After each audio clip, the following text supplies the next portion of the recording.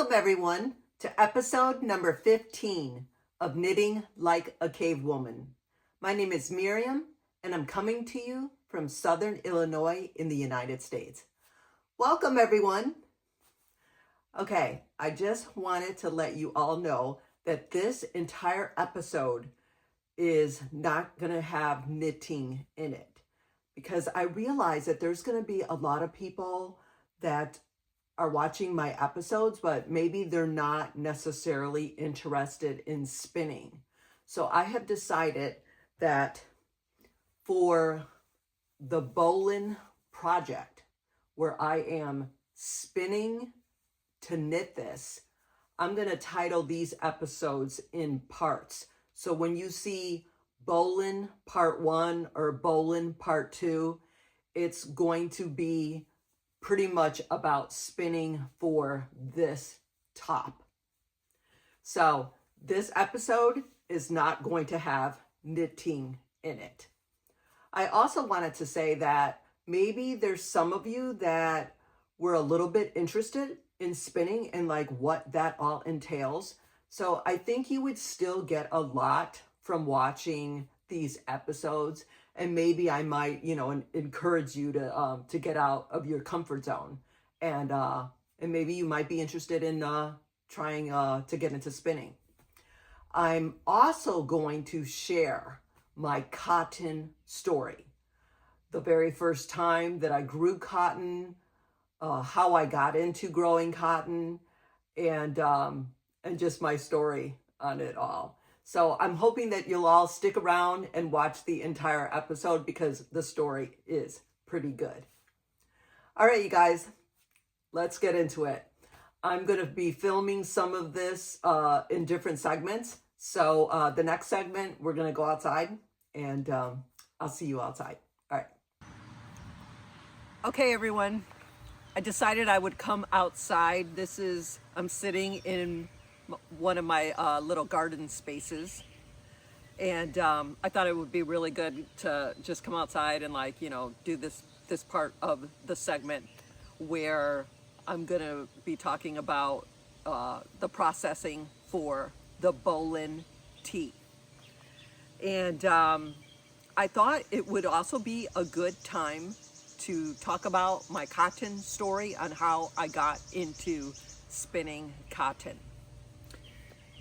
So anyways, I hope it's not going to be too noisy because I live on off of a main road, and it is Sunday today, so like the traffic isn't that bad, but the farmers are harvesting their hay.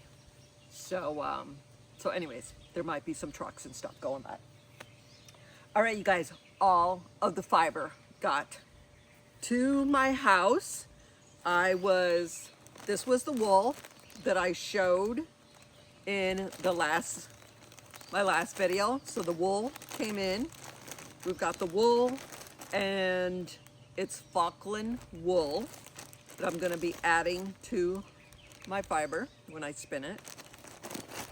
And the flax came in. All right, so I ordered the flax from Walnut Farm Designs off of Etsy, and I've ordered a lot of stuff from her over the years. She's got a lot of seeds if you're gonna get into dyeing and you want to grow your own dye plants, and she's just got a lot of beautiful fiber on there. And I don't know, I've just ordered from her for years, so that's who I ordered it from. So this is the flax. It's already been dyed, so it's just one less thing that I have to worry about. And this is the staple length of it. Look at that. That is beautiful. And you guys, this flax feels amazing. Yeah, I cannot wait to spin this up. It's gonna be, so much fun. So, here's my cotton, you guys. Oh, all of this beautiful cotton. Now, this is not the cotton that I grew. This is just cotton. I'm going to get to the cotton that I've grown. But sometimes, because I am a spinner and I like to spin a bunch of, all kinds of different fibers. Years ago, and I'm talking like probably 15 or 20 years ago, I had found this guy on the internet who he might have even been on eBay. He was either on Etsy or eBay, and he was selling, I'm not kidding you, it must have been like 15 pounds of cotton roving in this humongous bag for like $50. And I was like, you know what? I'm spinning so much stuff that is worth it for me.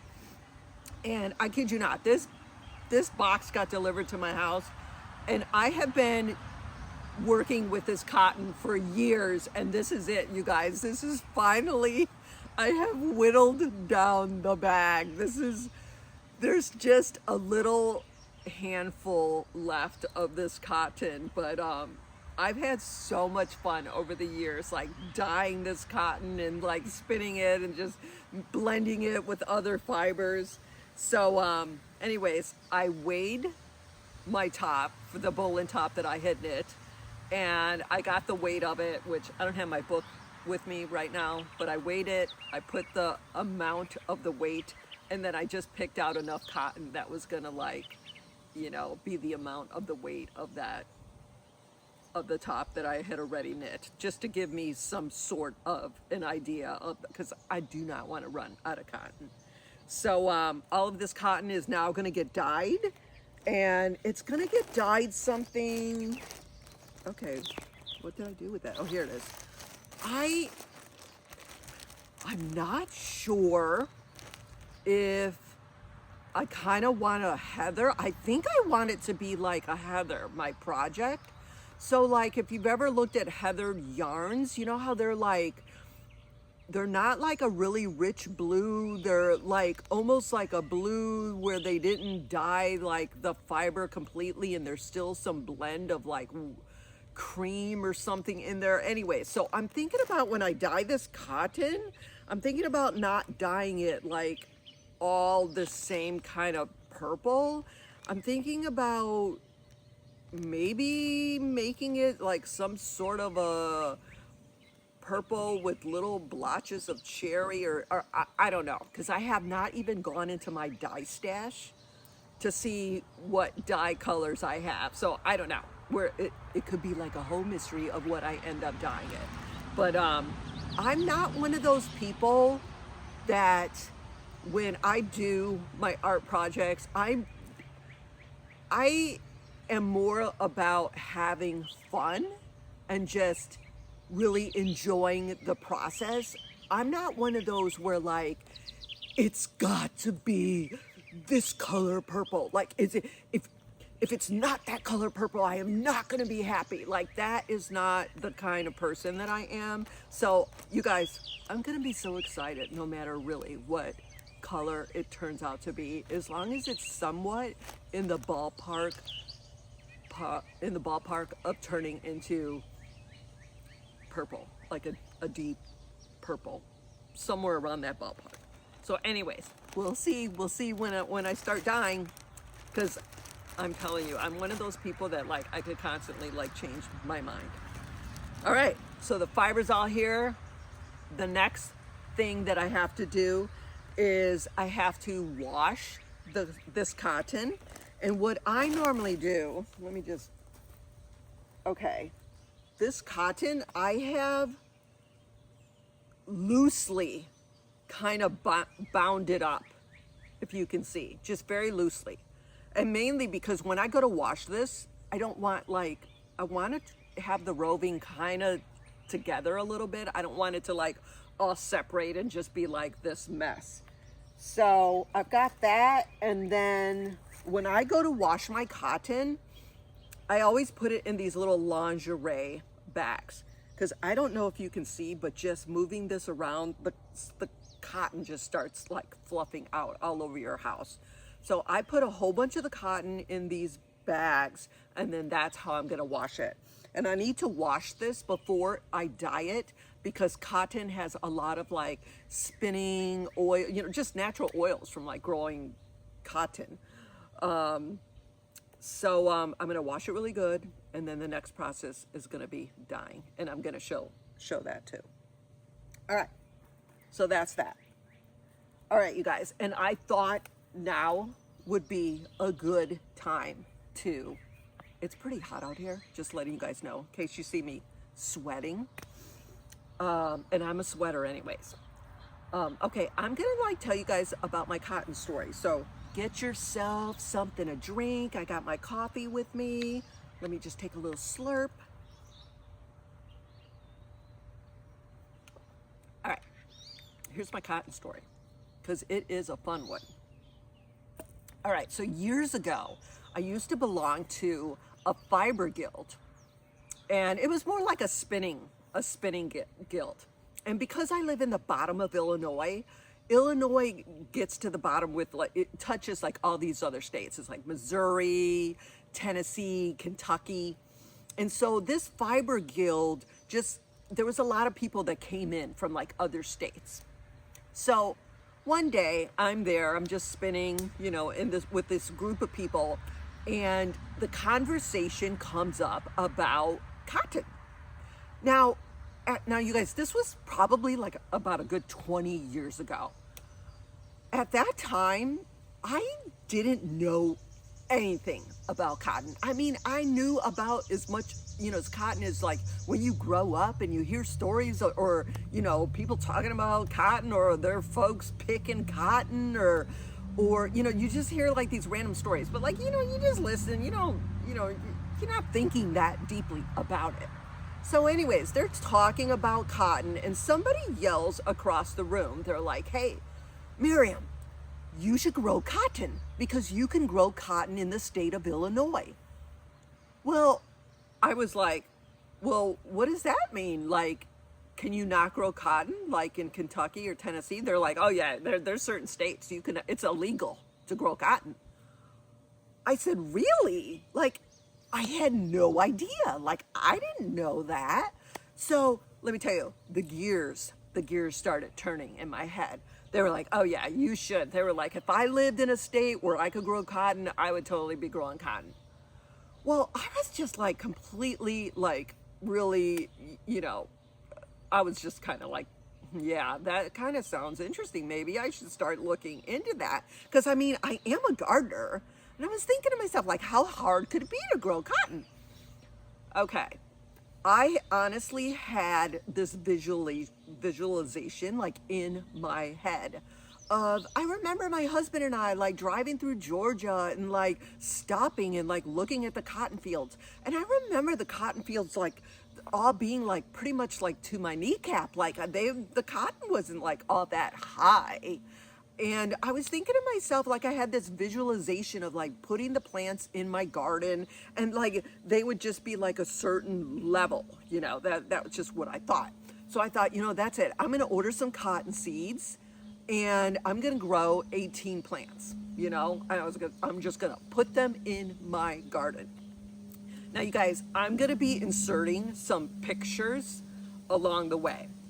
And I wish I had more pictures because, well, I'll get to the part of the story where I did not take pictures because I think I was just like a little embarrassed about like what ended up happening. And so I was like, no, I'm not taking pictures of this. And looking back on it, I'm like, oh, I wish I took pictures of that. Okay. Anyways, so there we go. I started my 18 plants. I put them in my garden. Now, you guys, my garden is very organized. Like years ago, I used to have huge vegetable gardens, and I used to can, and I used to do all kinds of stuff. And then now that I'm getting older, I'm in my 60s now, I'm like, you know what? I need to really clean up my garden. So now I grow my garden, my plants in these like metal fire rings, and my garden is just like really organized now because it's a lot smaller. I only grow really the things that I love to eat, which is pretty much like tomatoes, collard greens, lettuce, radish, the basic stuff.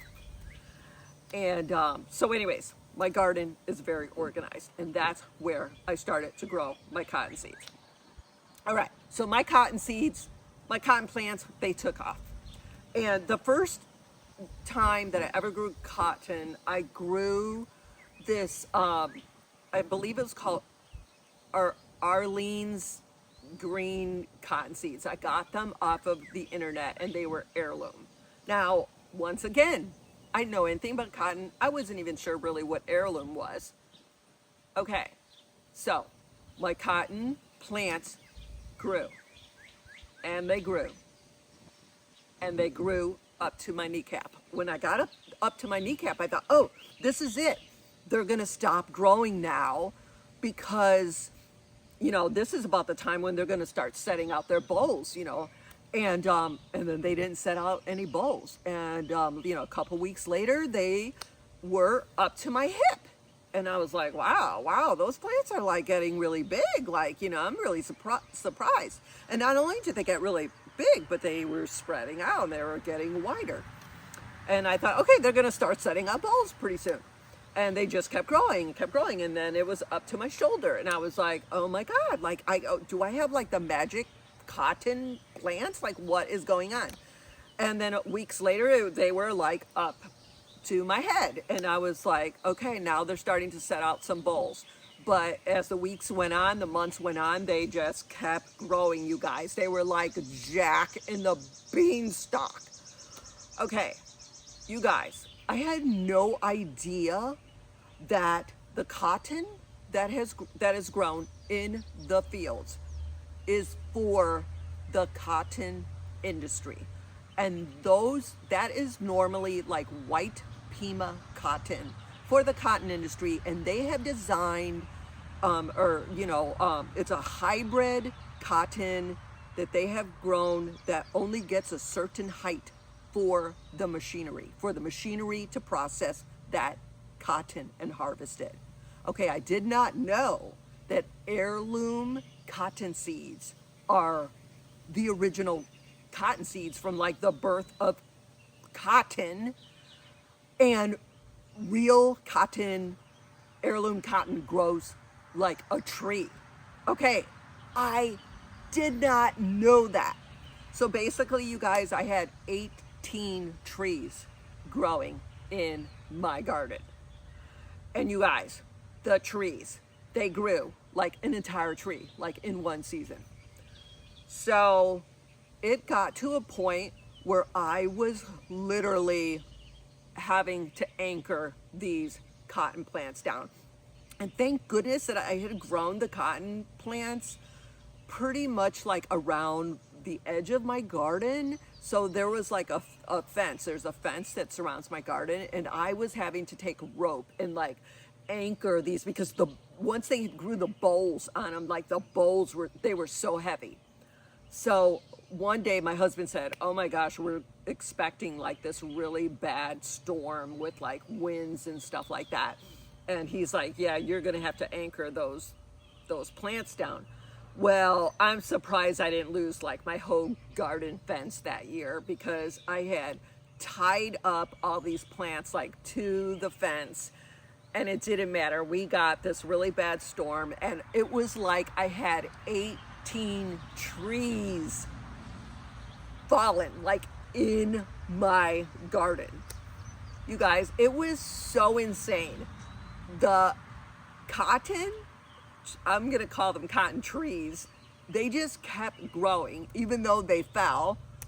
They kept growing and then all my garden plants still kept growing. You guys, it was so insane. I was like literally climbing over the cotton plants, like trying to like pick my tomatoes and pick whatever whatever I could find, my squash. There was just, it was a mess. And I do not have pictures of that. I wish I had taken pictures, but I was just like, oh my God, I'm so embarrassed to like tell anybody like in the guild of like what happened. But I did end up sharing like the story and we all just laughed about it and stuff. But I was like, oh my God, I will never make the same mistake like that again and like ever grow like 18 trees like in my garden. So, but you guys, I learned a lot that year from growing cotton. And I got so much cotton You guys, I'm gonna show you my cotton. This, I still have on this cotton. This is the green cotton that I grew. Look at this, you guys. It's beautiful. Oh my gosh, it's so beautiful. It's so soft. So I guess the Pima cotton that is grown for the cotton industry has a much longer staple length, and this has a really, really small little staple length. It's almost like if you took lint out of your dryer, like that's what it's like. But I have spun this and it's beautiful. Obviously, I still got a lot of spinning to do. This also, and I'm gonna put pictures in here, there's like all different little shades of green when this grows and when you pick it. Also, the green cotton, I believe, is the only cotton that you could change the depth of the color by changing the pH of your water. So I don't know if for those of you that might not know, you can change the pH of your water even just by adding some vinegar to your water, and it changes the pH. So this, I could make this a really deep, rich green. So I hope you guys can see that. Yeah. So it might not appear green, but it does appear green when you go to spin it. All right, so this is my big monster bag of my green cotton. Also, just to let you know, so anyways, I picked all of this, and this is all gin. It's ginned. It's all been taken off of the seed. And in case you're wondering how I took all of this off the seed, I ended up buying a little gin to gin my cotton. Years ago, I used to be on Facebook, and there's a lot of different like groups on Facebook. There's like, I don't know, there's like all kinds of cotton groups that I used to belong to, but then I ended up getting off of Facebook.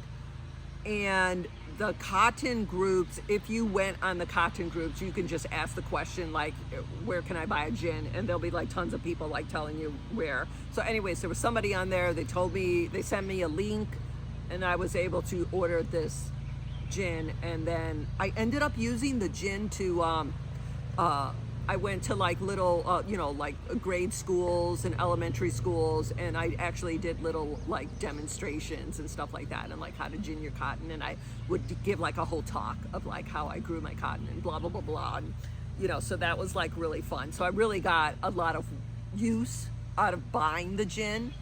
And then I also brought the gin to the spinning guild, and like other people grew cotton. I got like other people into growing cotton, and like we would have like gin weekends where like people would show up and we'd like all gin our cotton, and it was just like so much fun.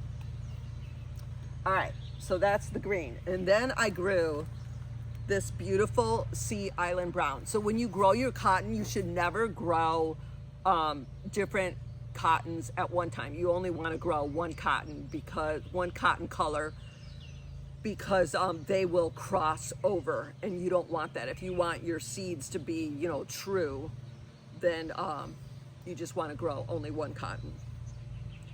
Okay, and this is Sea Island brown, and this is just really gorgeous too.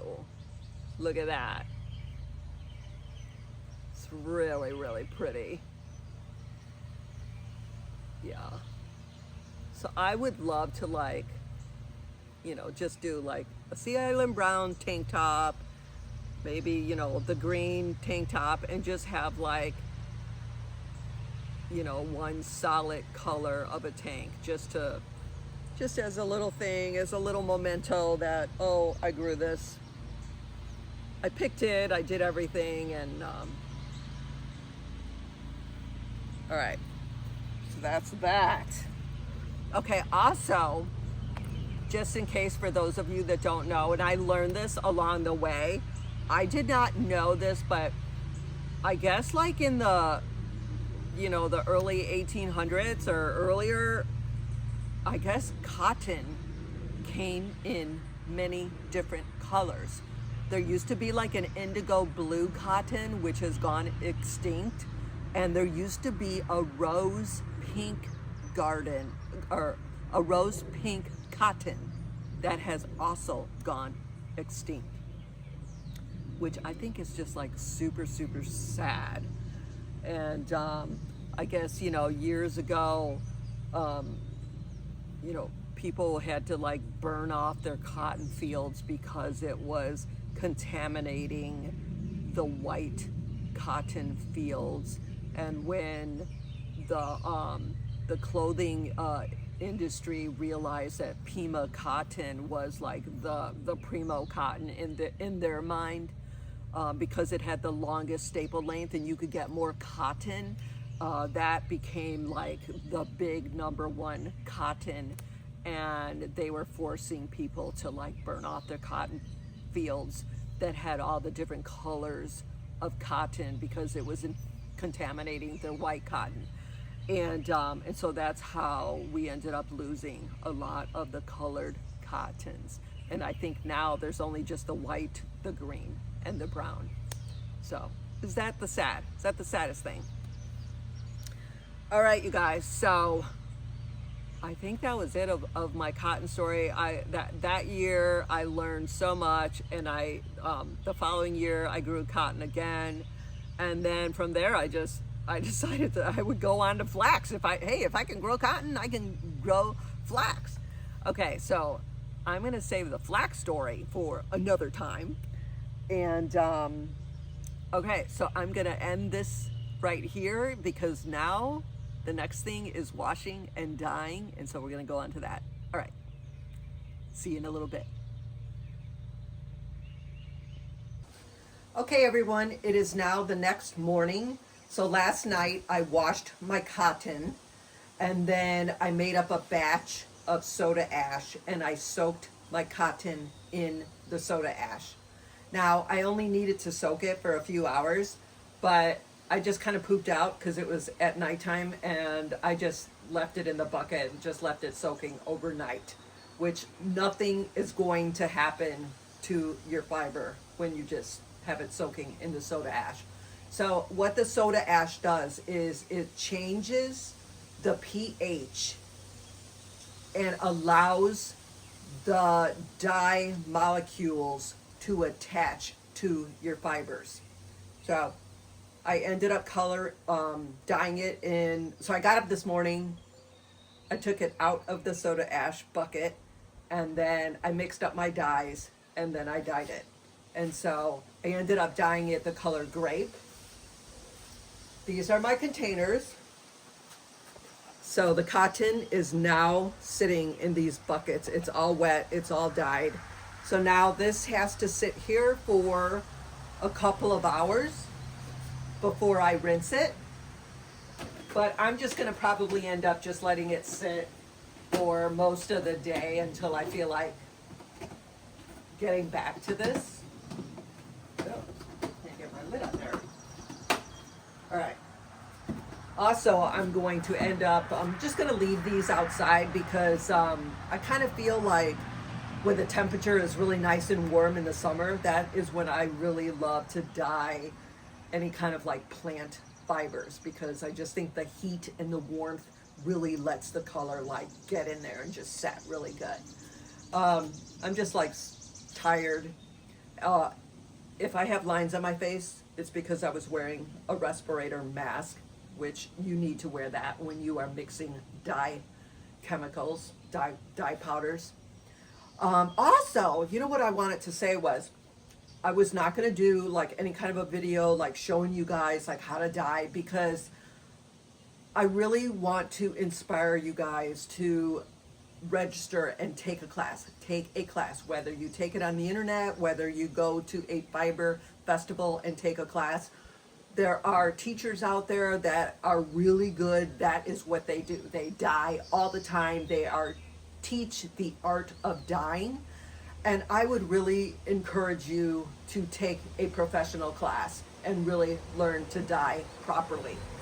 because I have seen a lot of people on the internet teaching how to dye, and they are doing a lot of stuff that they should not be doing. So lots of people on the internet, on YouTube, stirring up their dye powder without wearing a respirator. Ugh, I'm horrified by it. So I hope I can encourage you guys, if you really want to get into dyeing, take a dye class. And then once you do that, you will figure out what works for you, how you're gonna manage your stuff, what kind of containers you're going to put your dye stuff in. Now, I have a little pesky raccoon that likes to come around and get all into my business.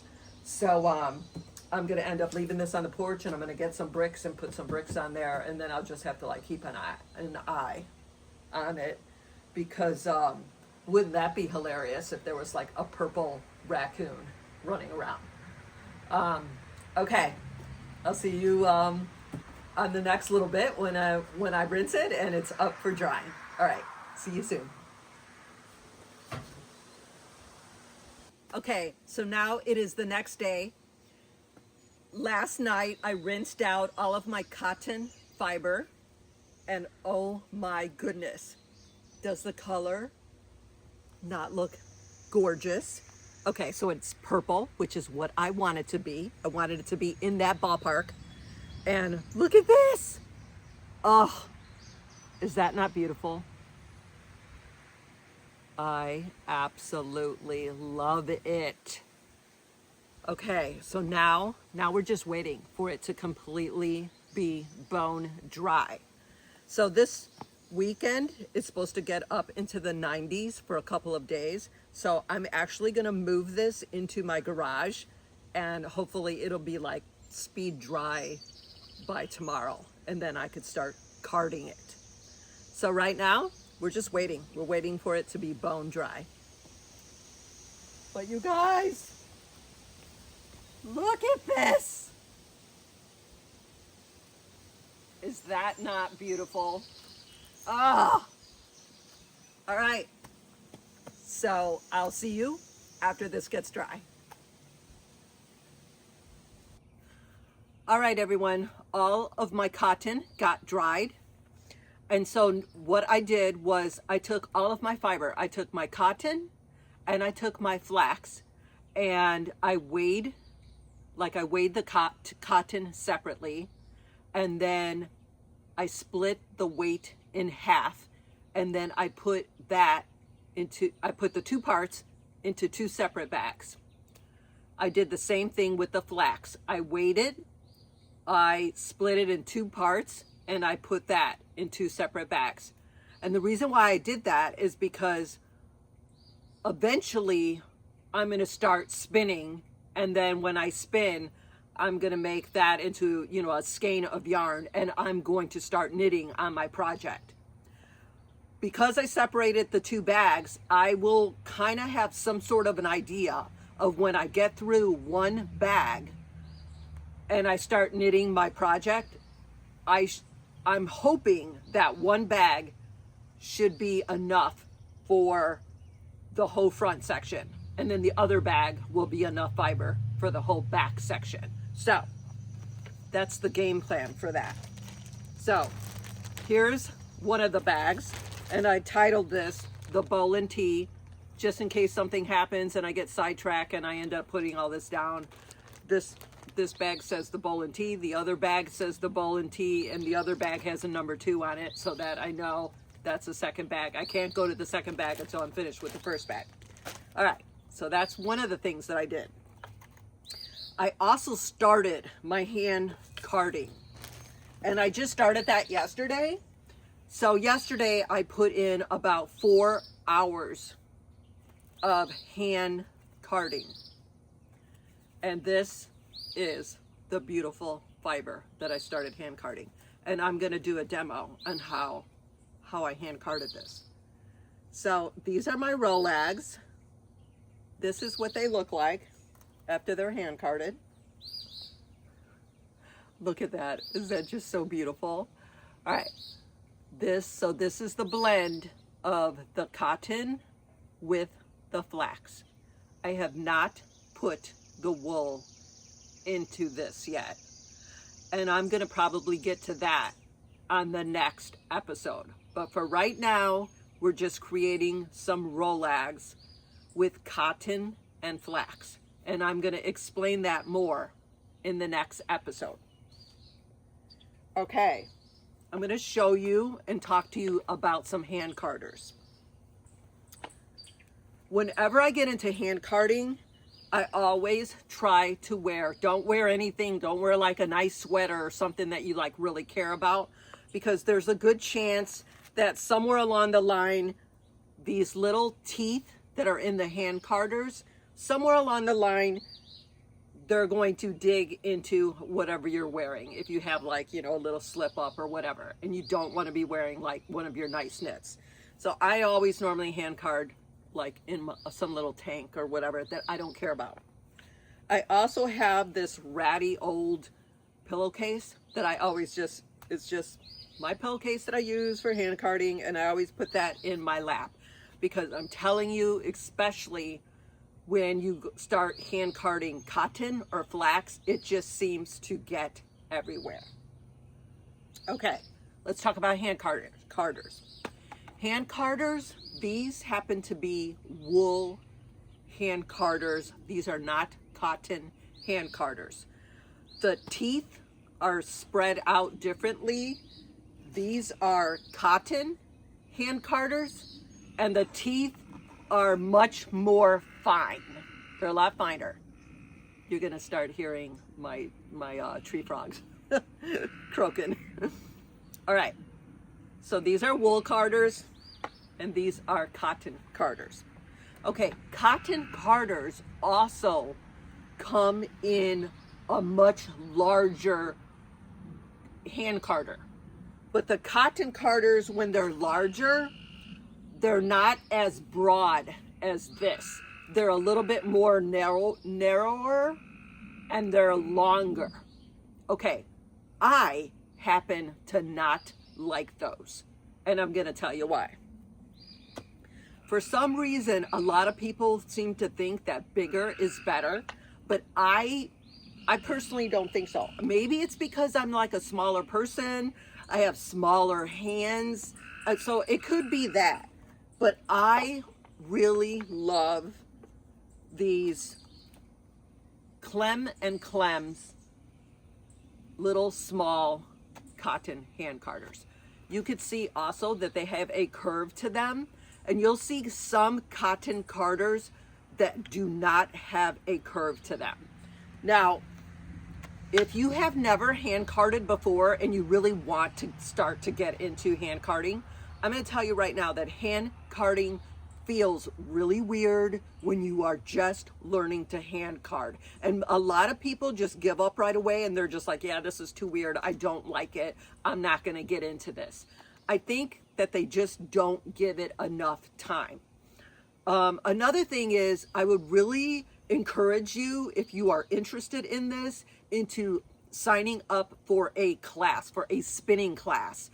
Even, I'm sure there's like hand carding classes. And when you take those classes, they normally offer a whole bunch of different hand carders in those kind of classes. And you could like get a feel for what you like in those classes. So I would really, really encourage that. Another reason why I like the little small hand carders is I feel as I have gotten older, especially as I've gotten older, but even I've been hand carding for like ever, I just discovered that I really love hand carding. A lot of people end up buying those drum carders and they just get into the electric drum carding. You guys, I am a hand carder. I just love hand carding. I love everything about it. It's just like knitting to me. It's very relaxing. I could be outside, you know, you could take your little hand carders and your bag of fiber anywhere and just be sitting around somewhere hand carding. I don't know. I really, really enjoy hand carding. Also, the reason why I like the little small ones is, well, also they're a lot easier to transport, but also this little small hand carder, this is the size of the Rolag that it makes. The larger hand carders obviously make a larger Rolag. How big does the Rolag really need to be? I mean, I like this size of a Rolag because to me, when I am spinning, you obviously have to hold on to the fiber when you are spinning. And when you are spinning, after a while, your hand is going to naturally start to compress this Rolag. You're going to squeeze it in, and especially if you are learning. If you are a beginner, you're going to be all nervous and stressed out or whatever, you're going to be squeezing onto this.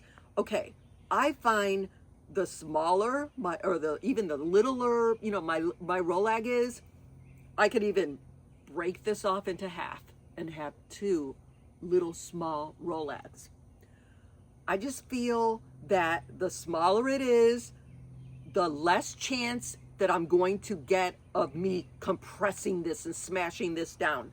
I personally feel for myself that when I'm spinning, I spin the best when my Rolag is really nice and airy and fluffy, and I'm going to be doing a long draw, and I just feel like it just flows. It just flows when my Rolags are smaller. This is just me personally. This is my type of spinning that I like. So that is another reason why I like the little small hand carders. All right, let's get into hand carding because I'm trying to keep this episode down to a minimum because it takes me forever to upload my videos because of my internet service. All right, here's my cotton and my flax, and we are going to get some stuff on the hand card. Also, this is not going to be a lesson on hand carding. I'm just showing you how I'm going about hand carding for this project. But one thing I will say is the one thing that drives me absolutely crazy is when I'm watching videos on YouTube and I see people hand carding like this. Their hands are up in the air and they are hand carding. You guys, don't ever hand card up in the air willy-nilly. That puts a lot of strain on your elbow and your wrist. And I have been hand carding for years because I'm not hand carding improperly, which I am not doing this. You should always be hand carding with one of your hand carders. You should be holding your hand carder like this. It should be resting somewhere on your knee or your leg, and you should be hand carding and pressing into your leg. When you are hand carding, it's almost like Goldilocks and the Three Bears. You know how there was one bed that was too soft, one bed that was too hard, and one bed that was just right. Okay, hand carding is just like that also. You have to get a feel for hand carding, and you can't be too willy-nilly. You can't be too light. Okay, and you don't want to be so heavy that you're just you're pressing into your leg, and you're not doing that either. You're getting a nice little scratching going, and so that is something that you're just going to figure out when you are hand carding. And like I said, you will either like hand carding or you won't like it. All right, we're getting into hand carding. So what I'm going to do is I'm going to start with my cotton. I'm just breaking off some cotton, and I am going to just slap my cotton on here. And I'm hoping that I am in the camera. All right, and I like to get enough cotton on here that it seems like I'm covering most of the teeth. And then that's it. I'm going to just lightly hand card. I'm just brushing it.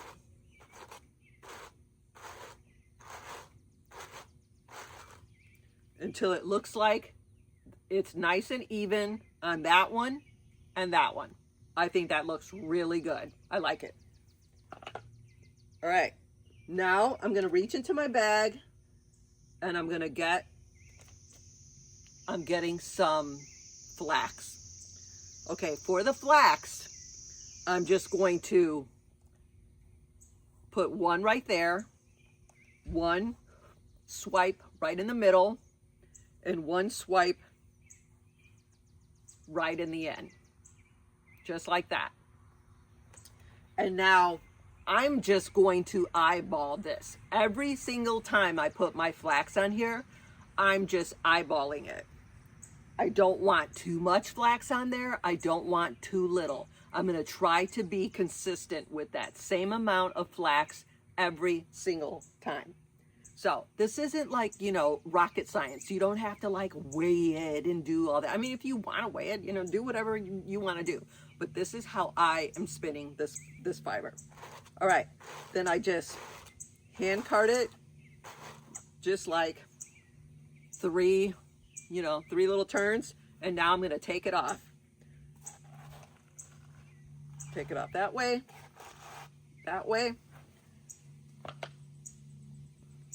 Put this on my lap and I just roll it up. And you guys, that is my little rolag. And so now I'm going to do the next one. I'm going to try to do it quicker. So that you have an idea of what I'm doing. All right, I've got my fiber on here. It is really, really warm out here and it's going to storm pretty soon. So I'm just trying to get this last little part of the episode in before it storms. All right, there's my fiber, stuck it on there.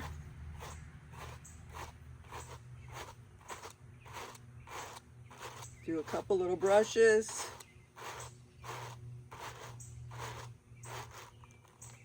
Okay, I think that looks pretty good to me. I obviously could put a little bit more on the end there, but it is, you know what? I think I will. I'll just throw a little bit more on that other end.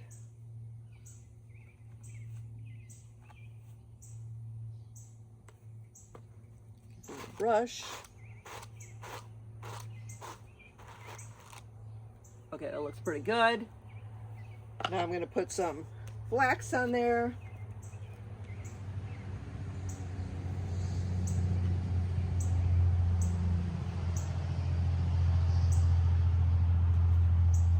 And maybe you really can't, it's hard to see the flax because it's obviously a purple color too, but I just do the flax on there. Give a couple little brushes, maybe it's like 3 or 4 brushes. Take it off. Roll it up.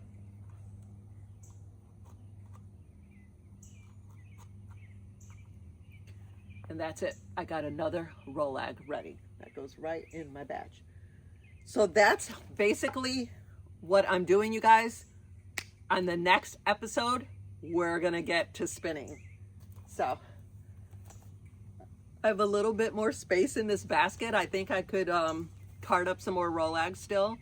And like I said, this was like about 4 hours worth of work to do this.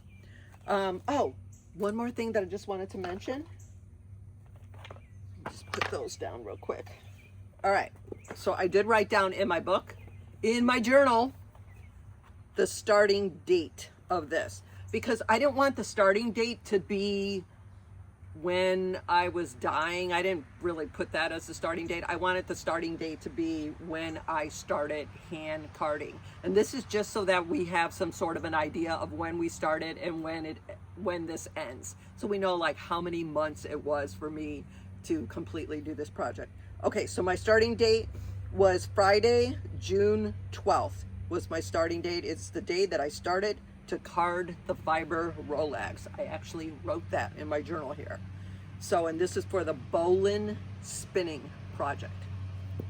All right, and there was one more thing I was gonna say. Oh, I wanted to say, when I take on a project like this, I do not take on this project with like, oh, that's gonna be such a heavy project, like, oh, it's gonna take forever. Okay, that is not what I get into my frame of mind.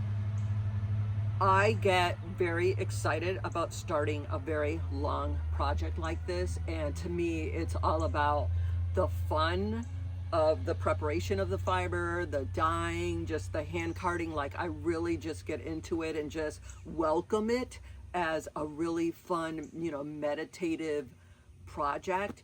And I love the exploration. I love the play.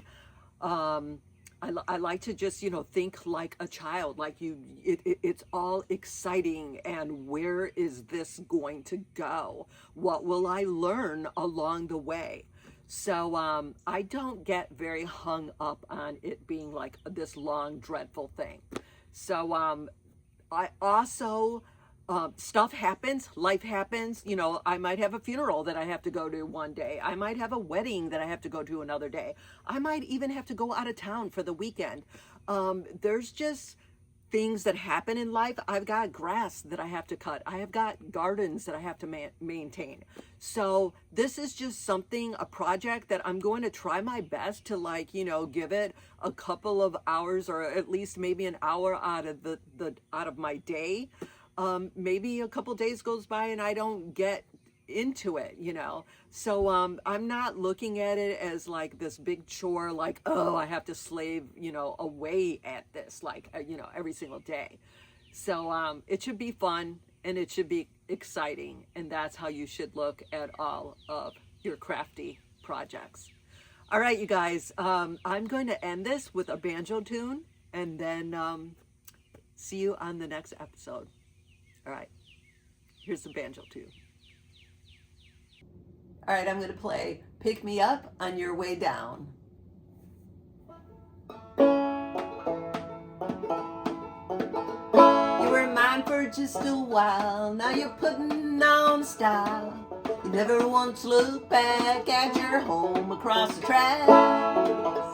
You're the gossip of the town, but my heart can still be found where you tossed it on the ground. Pick me up on your way down.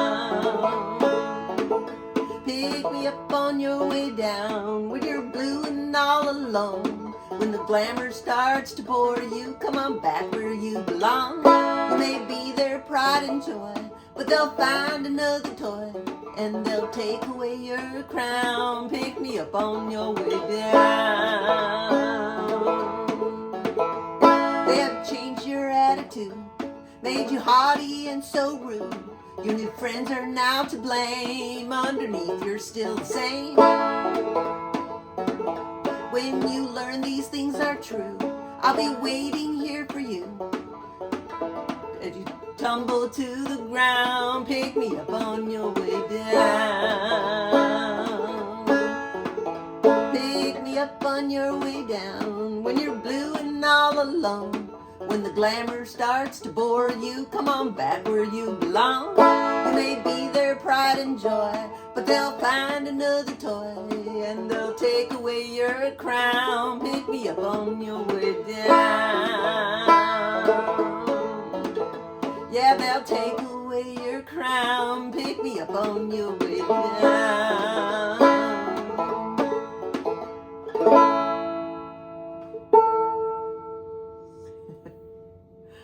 All right, that's your little tune for the day. Okay, you guys, don't forget to like and subscribe. See you on the next episode.